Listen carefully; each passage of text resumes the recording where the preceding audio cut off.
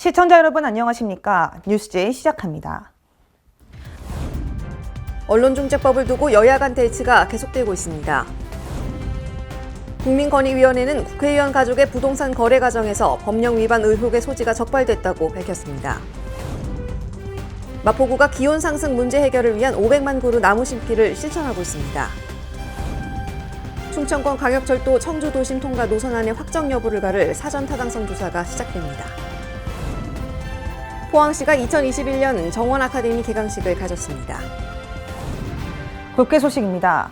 언론중재법을 두고 여야 간 대치가 계속되고 있는데요. 입장 차이는 여전히 팽팽한 상황입니다.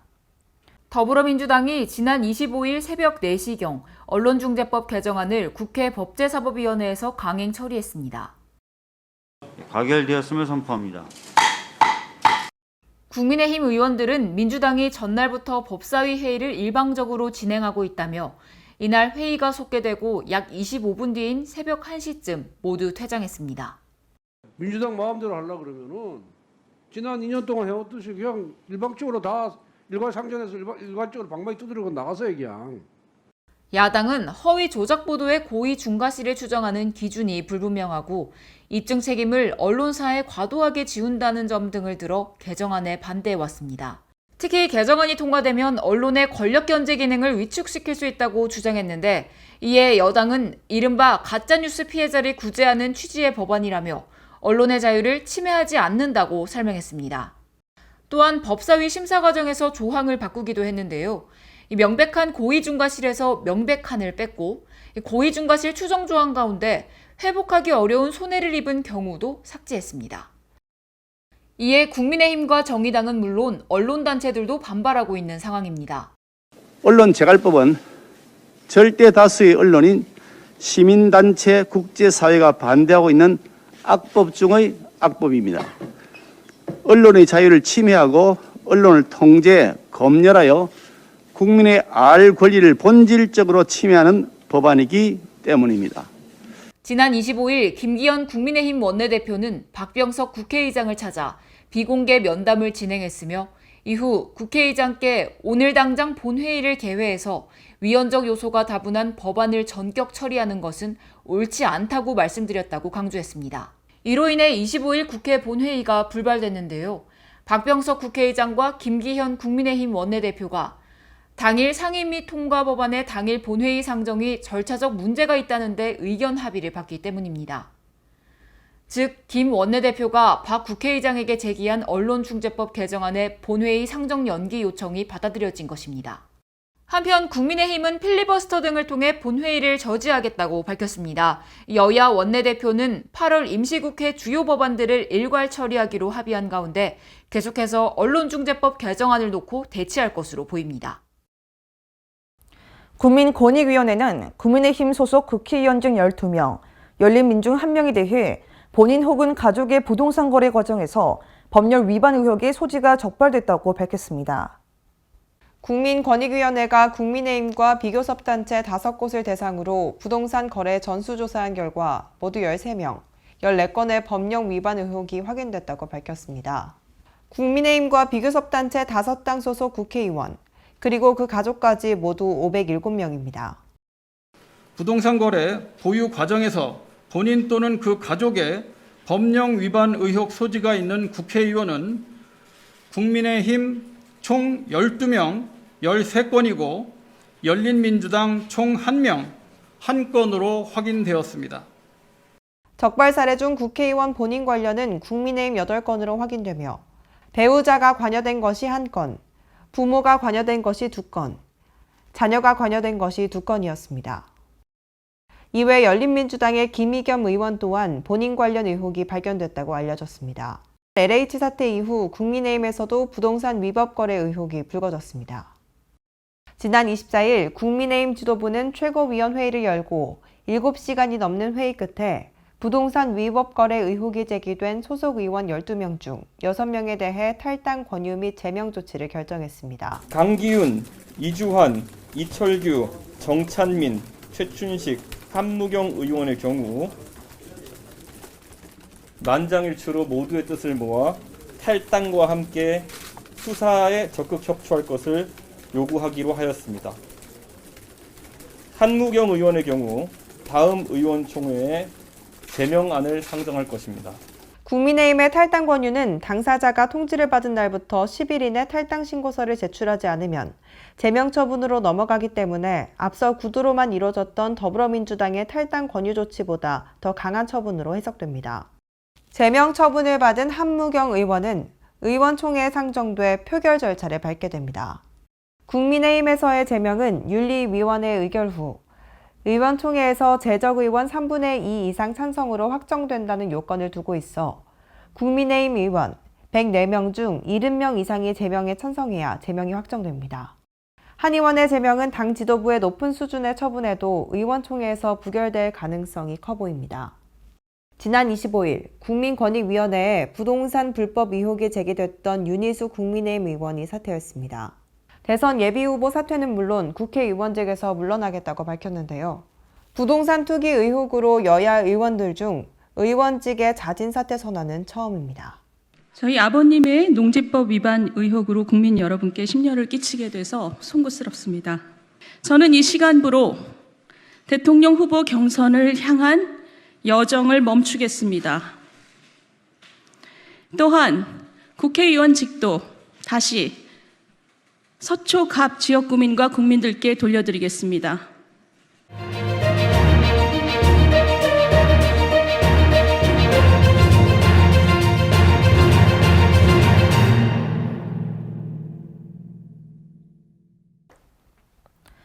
다음 소식입니다.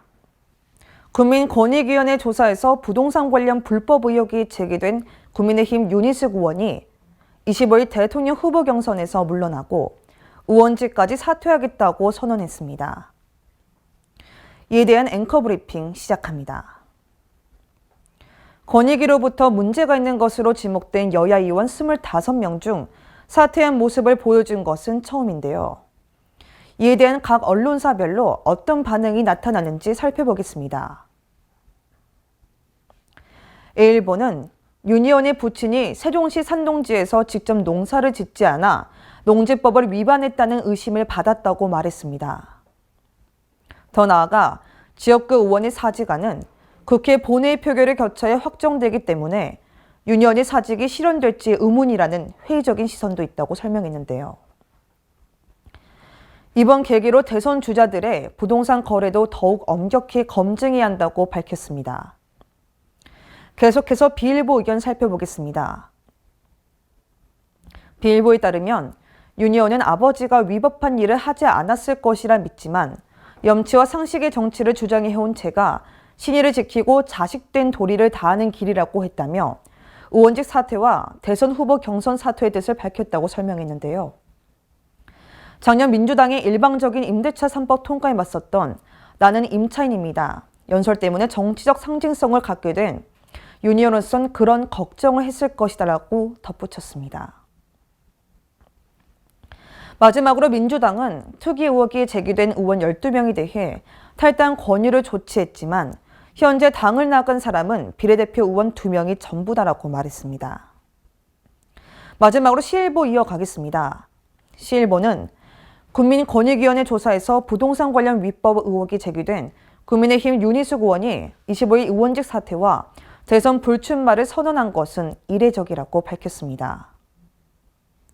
더욱이 윤 의원이 받은 의원은 본인이 아니라 26년 전 호적을 분리했다는 부칭과 관련된 것이라고 설명하는데요. 윤 의원의 사퇴는 추후 국회 표결이나 국회의장의 판단에 따라 결정되겠지만 선제적으로 권한을 내려놓고 책임지는 그의 자세가 정치 불신을 줄이는 계기가 되길 바란다고 말했습니다. 사퇴 선언 이후 윤희숙 의원은 27일 부친의 농지법 위반 의혹과 관련해 저 자신을 고위공직자 범죄수사처의 수사에 의뢰하겠다며 철저한 조사 끝에 무혐의가 밝혀지면 거짓 음해를 작당한 더불어민주당 정치인들과 이재명 경기지사 모두 사퇴하라고 했는데요. 이어 자신에 대한 의혹을 제기한 방송인 김어준 씨를 우리 정치의 가장 암적 존재라고 덧붙였습니다. 이처럼 이번 윤희숙 의원의 선택을 두고 여러 해석이 나오고 있습니다. 독일의 사회학자 막스 베버의 직업으로서의 정치라는 저서에 이런 말이 있습니다. 정치인에게 필요한 자질 3가지로 책임감, 열정, 균형 감각을 꼽는다고 했는데요. 이번 유니언의 사퇴가 정치권과 공직사회의 도덕률을 높이는 계기가 되고 국민들에게 진실을 알려주길 기대해봅니다. 수도권 소식입니다. 강북구가 여성이나 어린이 등 범죄 취약계층이 야간에 안심하고 귀가할 수 있도록 골목길 전신주 17곳에 알림 조명, 로고젝터를 설치했습니다. 알림 조명은 빗글씨로 특정 그림이나 문구를 바닥 등에 비추는 장치를 뜻하는데요. 이곳에는 안심하고 귀가하세요. 우리가 함께합니다. 라는 글귀가 나타나고 전신주에는 112 안내 표지판도 부착됐습니다. 보행자에게는 보호받고 있다는 심리적 안정감을 주고 범행을 모의하는 이들에게는 무엇의 압박감과 경각심을 심어주는 효과가 있어 범죄를 예방하는 데 큰 도움이 될 것이라고 기대됩니다. 마포구가 기온 상승 문제 해결을 위해 민선 7기 사업으로 500만 그루 나무 심기를 실천하고 있습니다. 마포구는 기온 상승 문제의 해결을 위해 민선 7기 사업으로 500만 그루 나무 심기를 실천하고 있습니다. 공동체 나무 심기, 가로 녹지 확충, 생활권 녹지 확충, 민간주도 나무 심기 4분야로 나눠 진행하고 있으며 지난 2020년까지 총 197만여 그루의 나무를 심었고 올해는 7월 말까지 19만여 그루를 심어 총 216만여 그루의 나무를 심었습니다. 500만 그루 나무 심기 사업의 목표 달성률은 43%로 올해 식수 목표인 43만 3천 그루의 나무를 심게 되면 2027년 목표 대비 48%를 달성하게 됩니다. 마포구에서 진행하는 500만 그루 나무 심기는 지방자치단체의 녹화 사업 중 모범 사례로 앞으로도 나무 심기에 총력을 기울일 예정입니다. 광역시 소식입니다. 올해도 온라인으로 진행되는 2021 대전 여성 취업박람회 구직자 사전 신청이 시작됐습니다. 대전시가 여성 일자리 창출과 취업시장 확대, 여성 구직자 채용을 희망하는 기업의 인재 채용 지원을 위해 9월 1일부터 15일까지 2021 대전 여성 온라인 취업박람회를 개최합니다. 이번 취업박람회는 지난해와 마찬가지로 채용 전 과정이 비대면으로 진행되며 채용 정보, 화상 면접, 취업 특강, AI 기업 매칭, AI 모의 면접 등 다양한 취업 지원 콘텐츠와 일자리 정보가 제공됩니다. 한편 구직자 사전 신청은 대전 여성 취업 박람회 홈페이지를 통해 가능하고 구글 폼에서 신청서를 작성한 후 제출하면 됩니다. 대전시가 주민 참여 예산 사업 선정을 위한 온라인 투표 시민 투표단을 모집합니다. 대전시가 2022년 주민참여예산 시민제한 공모사업 최종 선정을 위한 시민투표단 100명을 오는 8월 27일까지 공개 모집합니다. 시민투표단은 9월 16일 열리는 시민 온라인 총회에서 2022년 예산에 반영할 대전시 주민참여예산 200억 원 중 64억 원 규모의 시정참여형 사업과 50억 원 규모의 구정참여형 사업 선정을 위한 온라인 문자투표에 참여하게 됩니다. 또한 시민투표단은 자치구별 20명씩 모두 100명을 무작위 추천 방식으로 선정하며 선정 결과는 9월 2일 주민참여예산 홈페이지를 통해 공개됩니다. 참여 신청 등 기타 자세한 사항은 주민참여예산 홈페이지를 참고하시기 바랍니다. 광주시가 3년째 운영 중인 현장 경청의 날이 시민 불편 해소에 큰 역할을 하고 있습니다. 현장 경청의 날은 민원 현장에서 애로사항을 청취하고 관련 기관과 시민이 함께 문제 해결 방안을 모색하는 직접 소통 방식으로 운영되고 있으며 시민 중심의 소통 행정이라는 평가를 받고 있습니다. 광주시는 지금까지 총 25번의 현장 경청의 날을 운영해 13개의 안건을 해결했으며 장기적 예산 확보 등으로 시간이 걸리는 사안을 포함한 12건도 정상 추진 중입니다. 우리 시는 현장 경청의 날을 통해 15년 이상 민원사항이었던 고속도로 상행선 간이버스 정류장 설치나 남구 제석산 생태보건 등의 문제를 소통과 협업으로 해결하고 있습니다. 광주시는 앞으로도 시민 안전과 환경, 복지 등 다양한 현장을 찾아 시민과의 대화를 통해 문제 해결에 나설 방침입니다.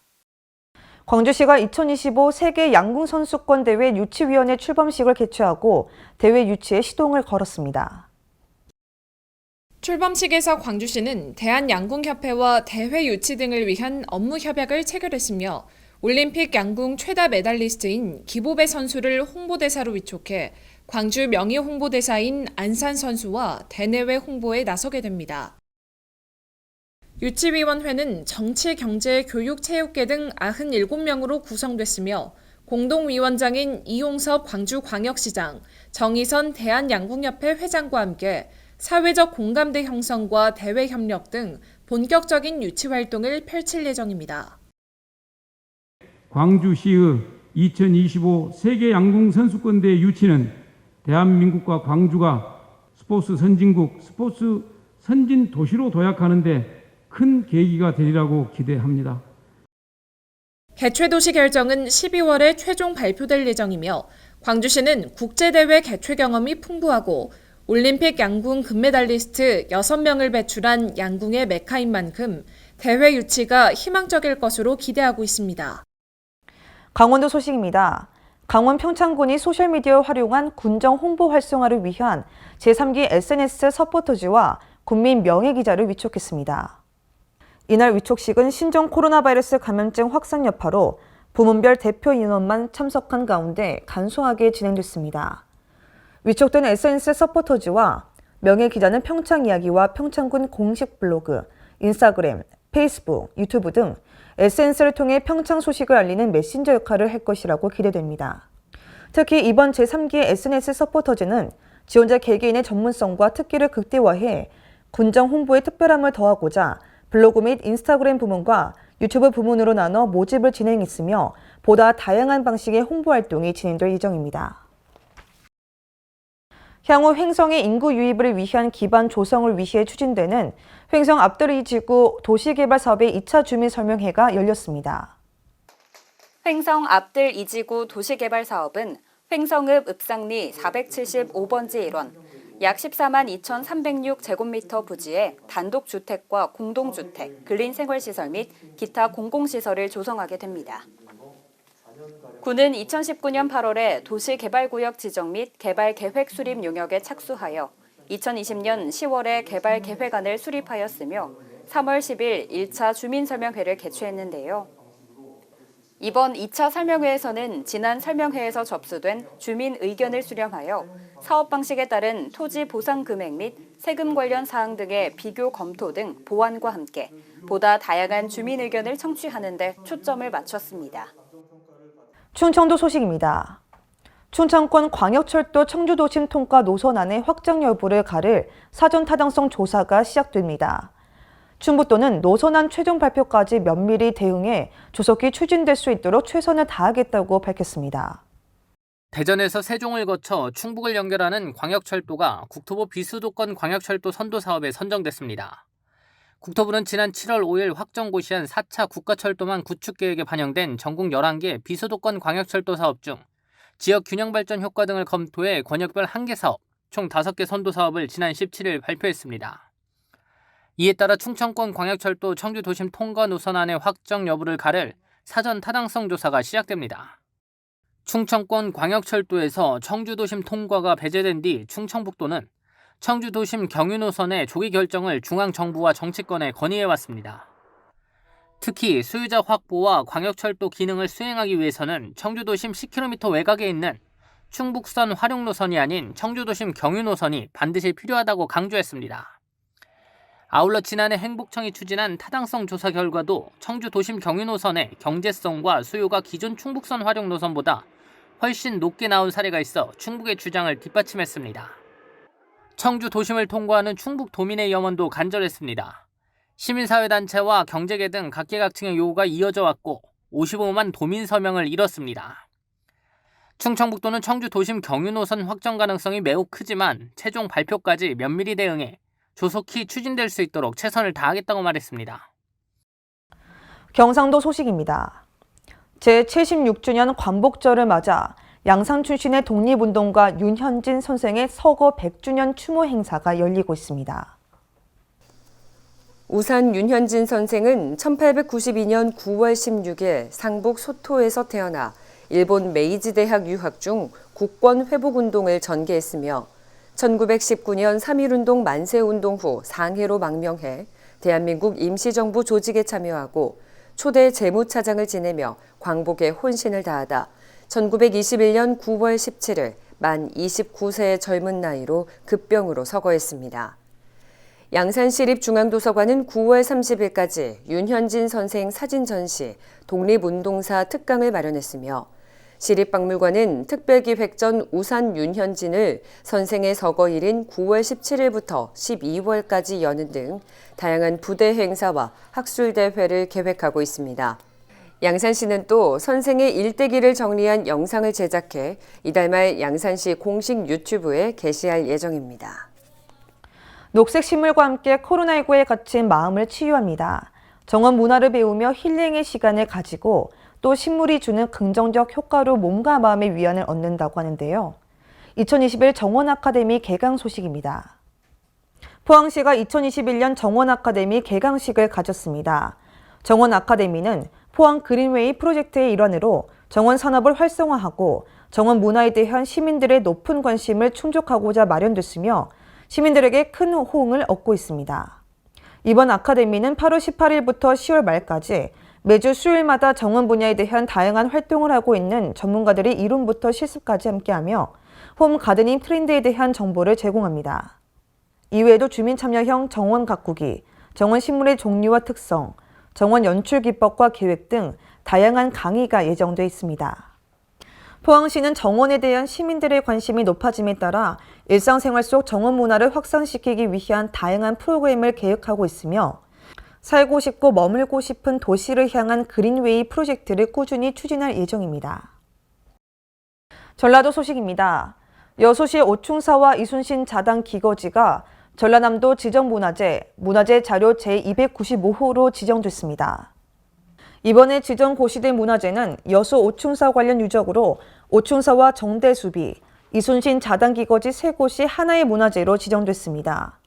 오충사는 추문고 이순신, 정철, 정린, 정춘, 정대수 등 5충신을 배양한 호국 유적이며 정대수비는 정대수 장군의 임진왜란과 정유재란 참전 행적을 기록한 비석으로 역사적 가치를 인정받았습니다. 이순신 장군의 어머니가 약 4년간 생활을 했던 이순신 자당 기거지는 이순신의 지극한 효심을 알 수 있는 역사 유적입니다. 장수군이 삼고리 고분군 7호분을 기념물로 지정하기 위한 현장 조사에 나섰습니다. 장수군이 문화재청의 허가를 받아 장수 삼고리 고분군 7호분에 대한 학술자 문해의와 전라북도 기념물 지정을 위한 현장 조사를 진행했습니다. 장수 삼고리 고분군은 1995년 1차 발굴 조사가 시작된 이후 지금까지도 발굴 조사를 진행하고 있으며 장수 지역의 가야 역사 문화를 알리는 계기를 마련한 중요한 유적입니다. 삼고리 고분군에서는 현재까지 유물 500여 점이 발굴됐으며 장수군은 삼고리 고분군에서 조사한 역사성을 토대로 2021년 하반기 전라북도 기념물 지정을 앞두고 있습니다. 장수군 관계자는 이번에 발굴된 삼고리 고분군 유적이 문화재 지정을 통해 보호받을 수 있도록 최대한 노력하겠다고 말했습니다. 지금까지 전북에서 양호정이었습니다. 임실군이 여름철 무더위로 어려움을 겪는 의료진에게 쿨스카프를 전달했습니다. 여름철 무더위 속에서 코로나19와 사투를 벌이는 임실군 의료진을 위한 쿨스카프가 기탁됐습니다. 쿨스카프를 전달받은 군 보건의료원 의료진들은 이러한 노고를 알아주시고 쿨스카프를 보내주시니 기운이나 더욱 열심히 코로나 극복에 힘을 보태겠다고 화답했습니다. 현재 임실군은 도내에서 가장 적은 확진자를 유지하며 철저한 방역체계 속에서 사회적 거리두기, 마스크 착용 의무화 등 대국민 개인 방역 홍보에 힘쓰고 있습니다. 시민군수는 코로나19 확산으로 모두가 어려운 상황 속에서 최일선에서 싸우고 있는 의료인들의 노력 덕에 코로나19로부터 지역민의 안전을 지키고 있다며 이 같은 노고에 관심을 갖고 기탁해 주셔서 감사하다고 전했습니다. 지금까지 전북에서 이정환이었습니다. 남원시가 공공배달앱 월매요를 출시할 예정인데요. 자세한 내용 이정환 기자가 보도합니다. 전북 남원시는 공공배달앱 월매요를 이르면 다음 달 말 출시할 예정입니다. 월매요는 민간의 음식 배달앱과 달리 가맹점들이 이용 수수료와 광고료를 받지 않으며 이를 이용하는 소비자들은 남원사랑 상품권도 이용할 수 있는 혜택이 있습니다. 월메어 배달앱은 음식을 조리해 배달할 수 있는 도심의 외식업소 가맹점을 우선 모집하며 꽃집, 정육점 등으로 점차 대상을 확대할 방침입니다. 남원 이완주 시장은 월메어는 어려움을 겪는 소상공인 광고료와 수수료 부담을 줄여주고 시민의 기본 생활비를 아껴주는 효과가 있다며 소도시 자치단체가 살아남는 길은 시민이 하나로 뭉쳐 지역 내 순환 경제를 만드는 것만큼 적극적인 관심을 가져달라고 당부했습니다. 지금까지 전북에서 이정환이었습니다. 사건 사고 소식입니다. 지난 24일 포천시에서 공장 화재가 발생했습니다. 지난 24일 포천 소방서에서 오전 12시 42분경 화재 신고가 접수됐습니다. 최초 신고자는 밖에서 불빛이 발생되는 것을 확인 후 밖으로 나와 주택 옆 공장에서 화재가 발생한 것을 목격 후 119에 신고했다고 진술했습니다. 화재 진압을 위해 소방 인력 86명과 장비 48대가 동원됐으며 인명피해는 없었습니다. 화재 원인은 현재 조사 중입니다. 26일 오전 12시 21분경 포천시 소호읍에 아궁이가 있는 한 창고에서 화재가 발생했습니다. 포천시 소호읍 무복리에서 이동식 주택 화재가 발생했습니다. 최초 목격자는 주택 거주자로 잠을 자던 중 창문 밖이 환하여 밖을 나와보니 아궁이가 있는 창고에서 불이 나고 있어 물을 이용해 자체 진화 시도하였고 딸에게 전화하여 화재 사실을 알렸다고 진술했습니다.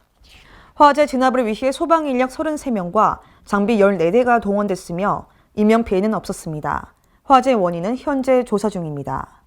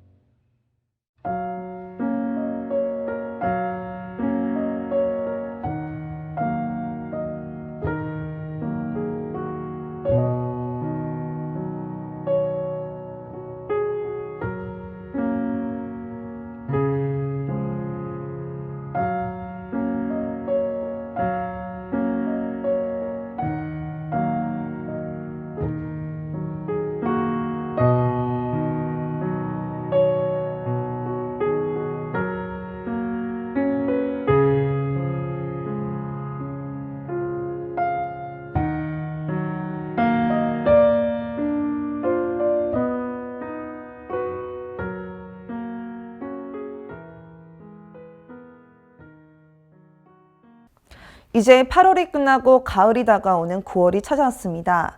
선선한 바람을 느끼는 달인데요. 아침 저녁으로 기온차가 심하니 환절기에 감기 조심하시기 바랍니다. 이상 뉴스 마칩니다. 시청해주신 여러분 고맙습니다.